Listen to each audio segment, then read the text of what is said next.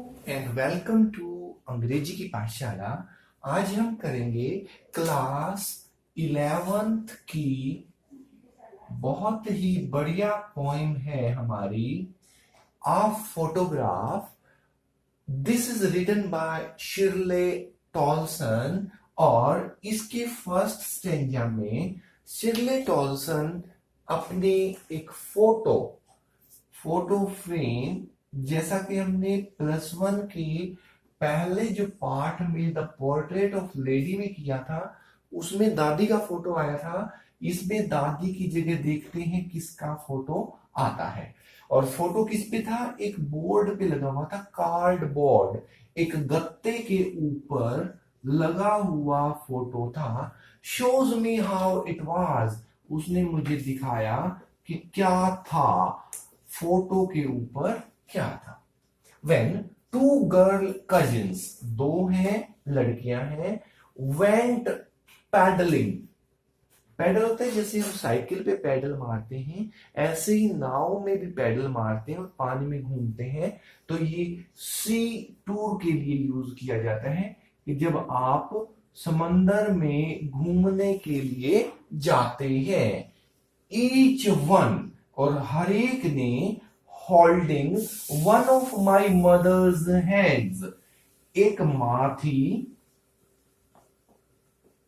और इसके एक हाथ को एक उसकी चचेरी बहन, गर्ल लड़की थी, कजन चाचा की बेटी चचेरी, और दूसरे हाथ को पकड़े हुए थी एक और। तो फोटो में कुल 3 लड़कियां, 3 बहनें, 3 चचेरी बहनें खड़ी थी।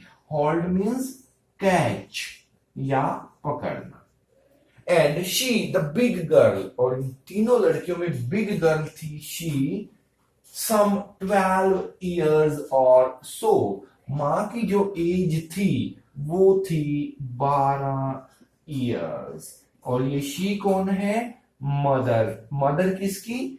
शिरले टॉलसन, माई मदर। यहां पर कवियत्री अपनी खुद की लाइफ के बारे में बता रही है। So this poem becomes autobiographical. Bio means जीवन, ग्राफ मीन्स चित्र बनाया गया, ऑटो मीन्स खुद का। खुद अपने जीवन के बारे में पोइटेस बताती है कि उसकी मां जो 12 वर्ष की थी, अपनी 2 छोटी चचेरी बहनों के साथ समुंदर में टूर करने के लिए गई थी। This is the first stanza of the poem.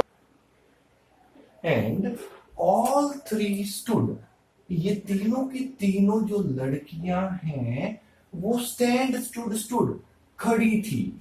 कहां खड़ी थी? अभी देखते हैं कहां खड़ी थी। टू स्माइल, स्माइल दे रही थी।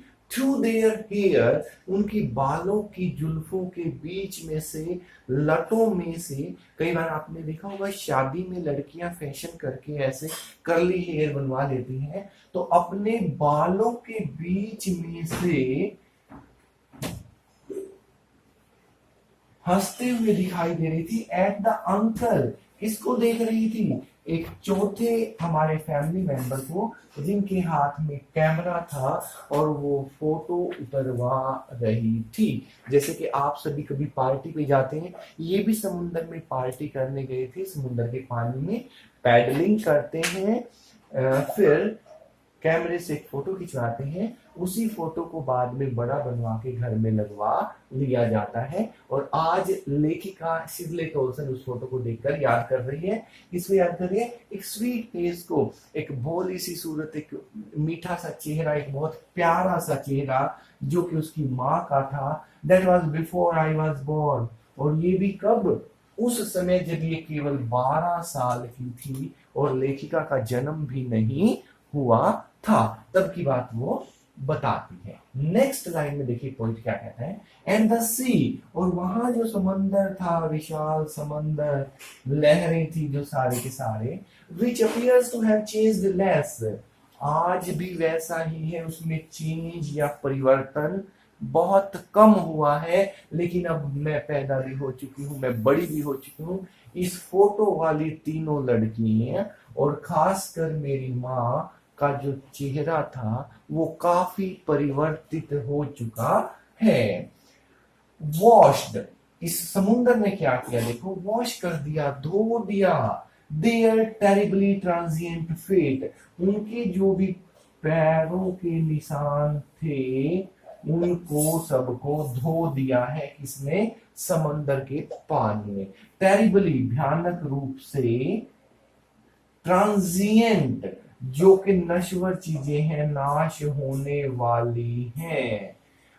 जैसे मनुष्य जो है वो, transient is just opposite to permanent.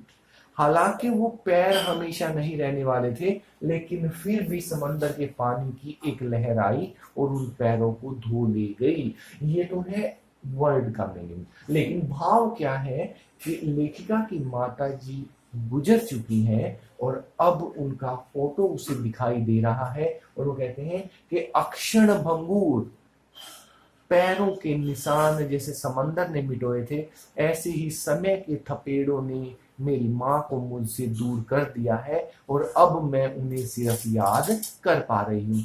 इस पैराग्राफ में दो चीजें बहुत खास हैं, देखिए। स्टूड स्टिल स्माइल, 3 बार स साउंड रिपीट हुई है।